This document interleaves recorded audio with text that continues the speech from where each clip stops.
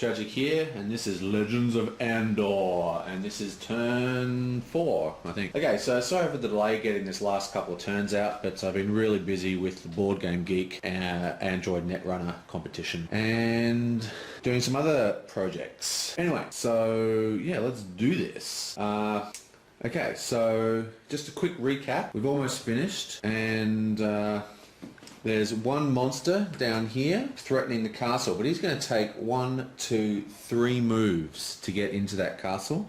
Alright, now over here's the real problem. Okay, let's quickly go through this. We are trying to get to this location before we get to the end of the game. Okay, and we're racing against time. Now every time we kill a monster, it increases the time marker. Okay, we have a total 1, 2, 3 turns to win. Okay, because if it's on M when the next turn starts, the marker is going to be automatically moved. So we've got 2 turns to do whatever the hell we want to do. We want to be there by M. Okay, so the first thing we need to do is draw a card. So let's just draw one. The hero with the lowest rank may reveal up to 2 fog tokens anywhere on the board without resolving them. Okay, so that's pretty useless. That doesn't really worry us at all. So let's just, who's the lowest rank? Is it lowest rank? The lowest rank. Okay, so it's a little hard to see, but the rank value is written here, just next to their name. This guy's 25, and the lowest rank is 7 with Bayat, or Bait, or whatever the dwarf's name is called. Okay, so let's move the monsters.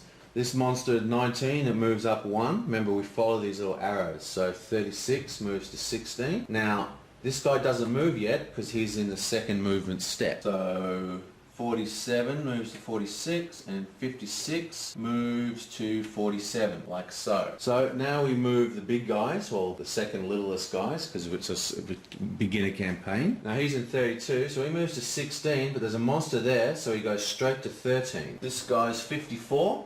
This guy's 64, so he moves first. This spot's taken, so he goes all the way to 44. And now this guy, he goes to 45. Adjust the camera a little so that's easier to see. Okay, so now we've done all that. We now refresh the wells, and one of the wells is drunk over here, so we'll just refresh that one. And now we move the pawn marker to K. Okay, so now this is the dilemma. We have 2 spots. We have to move it. We have to get to this thing, and we've got 2 turns to do this. Okay. We have 1 shield in the castle, so we can let 1 monster get in, and in 2 turns this monster will get in. So we can just ignore that monster. No other monsters are going to get into the castle. So we're safe on that front. This is the real problem. Okay, now let's have a look here. We basically... Oh wait, we can win. I thought we were not going to be able to win for a second, but it looks like we can cross the river here at 63. I don't see why there's no reason I can't cross that mark. From 64 to 63, that looks like a valid move to me. Goes around the edge of the river. Okay, so that's good. So we should be able to finish it this turn. All we've got to do is kill this guy and then walk on through to the other side. Okay, so not a problem. Okay, so it is the blue's turn, and blue is just going to go 1, 2, 3, 4, 5, 6, 7. Now it's the ranger's turn, but the ranger is just going to stand where he is. That clocks up an hour. Now it's the dwarf's turn. She's going to go 1, 2, and then the mage, who's in the same position, is also going to go 7 and land on this same square as well. Okay, so now it is the swordsman's go again, and she's going to initiate combat and invite all the other heroes, because the archer can shoot from where he is, to fight this guy. Okay, this should be very, very quick. Let's work this out. He has 6 strength, right? And between us, we have 5 strength from the dwarf, 2 strength from the mage, 2 strength from the fighter, and 4 strength from the archer. Okay, so this is turn 1. And we start with the fighter, who has 3 dice. Okay, so he gets a 5, so we're going to keep that. In shot, yep. And now it's the mage's turn. 2 can be changed to 5, so he's going to do that. Change that to 5. Oh, wait, sorry. Wait, this is the archer's turn. So he rolls a 2, and now he's going to roll again. He rolls a 1. We're going to use the mage's ability to flip it over. That gives us a 6. Wanted to save the mage's ability. Now we roll the dwarf. Gets a 4. And we roll the mage. Which gets a 1. Okay, so that's 6, 11, 15, 16, plus 5 and 4 and 4, which is 13. So that's pretty heavy. What's good old Monster get? He gets crap. He gets a 3, so he gets 9. 6, 7, 8, 9. So that is instantly a death, because all totaled we have 10, 20, 26, 27, minus 9. Okay, so this monster's killed, which increases the marker to L, and we win 4 will, which we're going to give all to the ranger.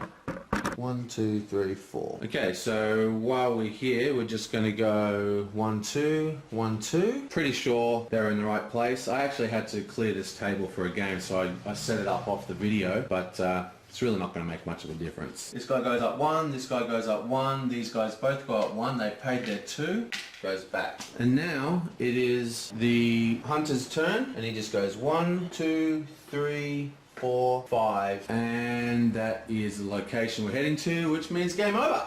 Woohoo! And we get to read the last card. The parchment reaches space 57. The monsters have not overrun the castle. Okay. Thanks to the heroes of Andor, the keepers of the Tree of Songs received word just in time, and many lives are saved. The people of Andor have found a new hope. But like all of Andor's historians can confirm, this is only the beginning. The next adventure will surely demand even more of the brave heroes. Okay, so we've completed the quest. Okay, so my thoughts on this game are not particularly positive at the moment. I found it incredibly easy. Like the way the combined attack rolls is like, I mean, you saw me destroy that creature. I mean, what's the point of even rolling? So just a little bit of coordination between players, you should be able to beat this game particularly easy. Now obviously this is the introduction quest, and there's actually a lot of functionality not included. Many monsters aren't on the board, items aren't on the board, wandering people aren't on the board, you know. It's got all these different quests. There's actually like a huge big dragon token you can get later on as well. Also,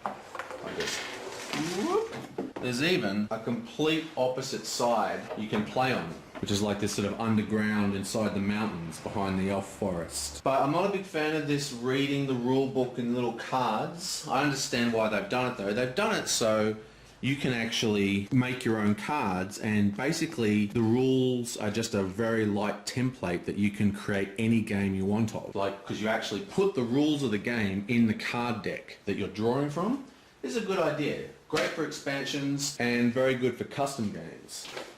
In fact, they've even supplied a blank set of cards to make your own game. Of course, I would never write on these cards, but it's nice in theory. If I can find a clear plastic sleeve that fits it, then I'll be able to make inserts. Just slide the rules in that way and slide the numbers on that side of the insert. There's a big giant dragon that you have to fight. Of course, I haven't got... Oh, I need to stand for it. Anyway, I just hold him up. Big giant dragon that you need to fight. He's very cool. And he comes with a deck of cards. So you actually fight him by drawing cards. He's not standing up because I haven't got a template. My point is, much of the game we haven't seen. But yeah, so far I wasn't particularly impressed. I think this is a game that I would play with my young cousin when he comes over. It's good for children, I believe. But it's not too complicated, but there's still a lot going on. Now, when I play the more advanced games, I'll find out. But, well, I'll see you next time. So be prepared for what's next video. I'm going to make that a feature, see if people are still interested in seeing whatever games I've got. I'll put out a new one. I'll leave this one in if people want to see the next stage, same I did with Arkham Horror. And I will see you guys next time.